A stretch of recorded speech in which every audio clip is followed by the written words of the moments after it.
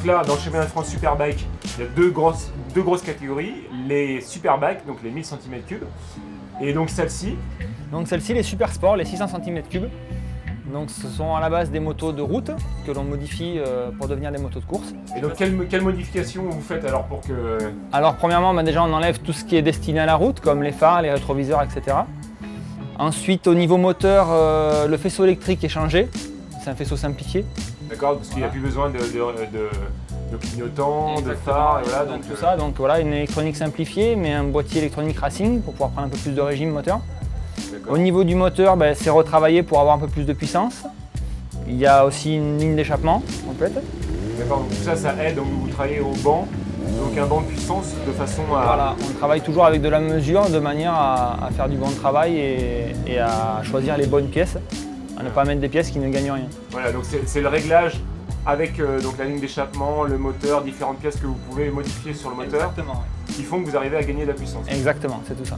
D'accord. C'est tout ça. Alors ensuite le freinage, les suspensions. Oui, donc au niveau des freinages, on est comme d'origine puisque le règlement ne nous permet pas de monter des freins racing. D'accord. Ensuite au niveau des suspensions, on a des éléments de suspension Öhlins, donc un amortisseur complètement Öhlins. Et au niveau de la fourche, on a le droit juste à l'intérieur de fourche qui est un kit fourche Öhlins aussi pressurisé. D'accord, donc qu'est-ce que ça sert à quoi? Ça permet d'avoir une meilleure stabilité dans les freinages et dans les accélérations, de permettre aux pilotes de pouvoir aller plus vite.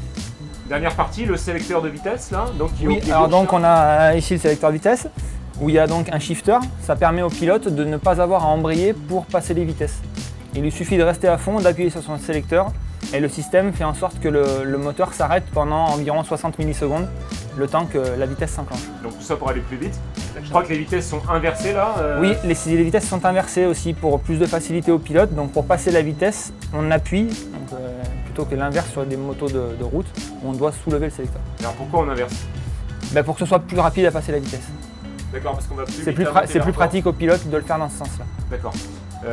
Les commandes reculées aussi là pour... Oui, il y a des commandes reculées, tout ça c'est un travail sur la position, les commandes reculées et les bracelets, de manière à ce que le pilote ait une position le plus efficace et le plus confortable possible. Ouais, une position de course, c'est pas une position de route forcément, non. On le voit souvent dans les droites, ils sont très cachés derrière la bulle, ils essaient d'adopter la position la plus aérodynamique possible. Et donc forcément ça nécessite une moto adaptée à ça.